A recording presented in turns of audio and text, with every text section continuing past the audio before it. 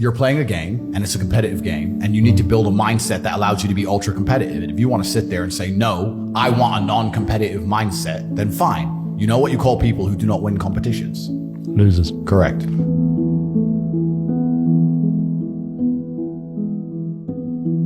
I've had this conversation with a bunch of people, and my basic premise is that I refuse to believe in things that take power away from me.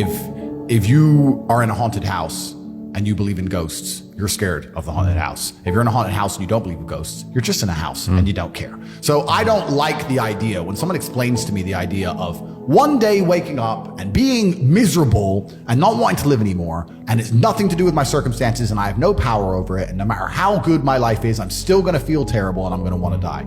That's not an idea I subscribe to. Feeling depressed is real. Yeah. Depression as a disease, I do not subscribe to. The idea, I believe, that if you feel depressed, something is depressing you, and you should try your best to fix it. You should take control of your life and do your best to fix it. The idea, but they don't say that. They don't talk that. They say depression like it's this magic thing that comes out the sky and it gets in your brain, you're sad no matter what, and there's nothing you can do about it, and you need to only take pills. And I think that's a very bad way to look at the world, and that's a bad idea to subscribe to. And if you start to feel depressed, let's say your girl leaves you and you start to feel depressed, but you believe in the idea of depression, you're now going to start diagnosing yourself as clinically depressed, self-hypnosing yourself into hypnotizing yourself into being clinically depressed. And it's amazing how you can speak things into existence. I cannot become depressed because I don't believe in it. So how about chemical imbalances in the brain? Bullshit. That's all been disproved anyway. Really? It's all been disproved. Firstly, that's all been disproved. And secondly, even if that was true, even if I had a chemical imbalance in my brain, I do not believe in depression. That's just who I am as a person. I don't believe in it. I do not believe in things that take power away from me. So, and people sit there and they try very hard to convince me it's real, which is actually quite interesting because it's always usually depressed people who sit there and try very hard to defend this idea. If you're so scared, if depression's so terrible, why are you sticking up for it? Why are you fighting so hard to convince me it's such a powerful force? Why shouldn't you be doing the opposite? Shouldn't you be listening to me? Whose team are you on? Like, do you want to be depressed? Like, it's insanity, these people who are so desperate to push this idea. Then you add in the pharmaceutical element, the fact that everyone's taking these fucking drugs, messing with their brain chemistry. It's garbage. I think that you feel depressed sometimes because you're human. Let's pretend I'm completely wrong, right? We can look at situational depression like you just described. We can talk about brain imbalance and chemical imbalance. We can talk about clinical depression that you get and it's chronic and there's nothing you can do about it, whatever. Let's pretend all these things are completely true. The best option, the best thing to do is still to get up, be an adult, control your emotions, be stoic, and do the things you're supposed to do day after day. Laying in bed and doing nothing is never going to be the best option. The best option is still to go to the gym, to work hard, to run your business, and to be successful. So it doesn't matter. We're talking about the different positions on the chessboard. But if the rules of the game remain the same, regardless of the position you're still trying to win, you still have to do the same things. So does it even matter at this point? If you come along and say he's depressed because of X and he's depressed because of Y and he's depressed because of Z, and the answer to all of them is still the same thing, then I don't give a fuck why you're depressed. All I know, what I will say as a matter of fact, is this world is hyper competitive, especially as a man.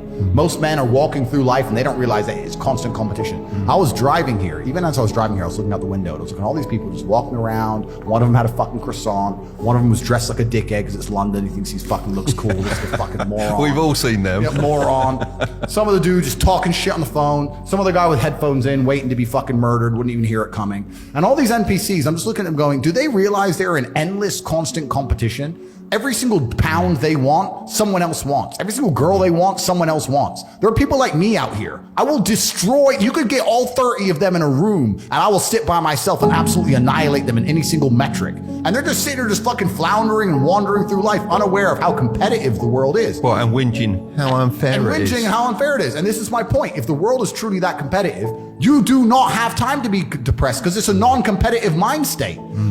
You could be depressed for X, Y, Z, whatever. I'm not depressed. And I want the money you want, and I want the girl you want, and I want the status you want, and the car you want, and the house you want. And I'm gonna get it, and you're fucking not. And that's the bottom line of life. If you gave that guy that stuff, he probably wouldn't be depressed anyway. Well, he's get up off his ass and work then, doesn't he? And this is the point. You're playing a game, and it's a competitive game, and you need to build a mindset that allows you to be ultra competitive. And if you want to sit there and say, no, I want a non-competitive mindset, then fine. You know what you call people who do not win competitions?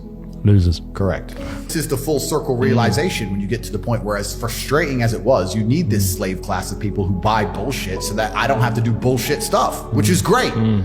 But if you're and not everybody's mind can be free because in society it would break down, but Of course, some people's minds are designed for freedom and some people's aren't, but it's amazing when you're talking to the slave mind trying to get through to them. And it played out even in my cancellation. There are people who would sit and get furiously angry about the subject of me, saying I'm a bad person. And when you ask them one bad thing I've said, they don't know. How could you be angry about something and you don't even know why? It's all clown world. It's absolute clown world. It's slave mind, and the slave mind is actually a dangerous thing. When I'm combating it, people think I'm combating it just for fun. No, the most heinous crimes in the history of humanity have been conducted by people who blindly obey governments. Blindly.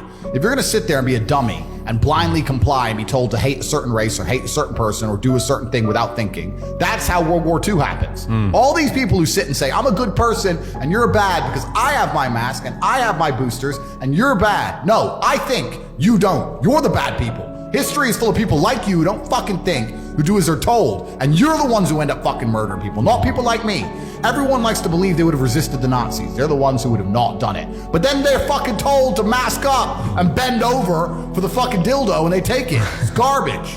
And that's their goal, right? Their goal is to soften everybody's brains and to delete one side of the argument. This is why I talk about the Matrix. People say, why do you talk about the Matrix all the time? And I say there are people who are living right now in a computer-generated reality. If you believe everything you're watching on the news, you are believing a complete false version of reality. And the idea of that reality is to keep your brain occupied enough so you'll continue to do a shit job for shit wages and pay your taxes until you die. That's exactly that's the plot of the Matrix movie. They're abusing your body and controlling your mind so that your body will sit there and do what they need it to do until you're no longer useful anymore. And that's exactly what's happening.